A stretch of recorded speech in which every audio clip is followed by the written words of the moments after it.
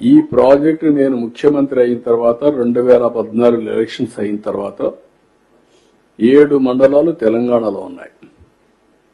ఆ రోజు నేను ఒకే మాట చెప్పాను ప్రధానమంత్రి గారికి, రాజ్నాథ్ సింగ్, వెంకయ్య నాయుడు గారు ఉంటే ఒకటే చెప్పాను.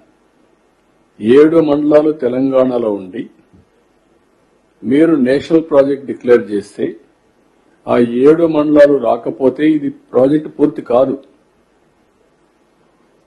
దానివల్ల నేను ముఖ్యమంత్రి అయినా మీరు ఏమంటారు, మళ్లీ తెలంగాణ ఒప్పుకుంటే తప్ప ఇది జరగదని చెప్పి అడ్డం పెట్టే పరిస్థితి వస్తుంది. కాబట్టి నేను ప్రమాణ స్వీకారం చేయను. మీరు 7 మండలాలు ఇస్తే తప్ప నేను చేయనంటే ఫస్ట్ టైం చరిత్రలో 7 మండలాలు ఇస్తూ ఒక ఆర్డినెన్స్ ఇష్యూ చేసి ప్రెసిడెంట్ ఆఫ్ ఇండియా క్లియరెన్స్ ఇచ్చిన తర్వాత, పాస్ చేసిన తర్వాత పార్లమెంట్ సమన్ చేశారు. ఇంతవరకు ఎప్పుడు జరగలేదు. ఎవరైనా ప్రధానమంత్రి ప్రమాణ స్వీకారం చేస్తానే, మంత్రుల ప్రమాణ స్వీకారం చేస్తానే, పార్లమెంట్ పెట్టి ప్రమాణ స్వీకారం చేసి తర్వాత రెగ్యులర్ బిజినెస్ స్టార్ట్ చేస్తారు.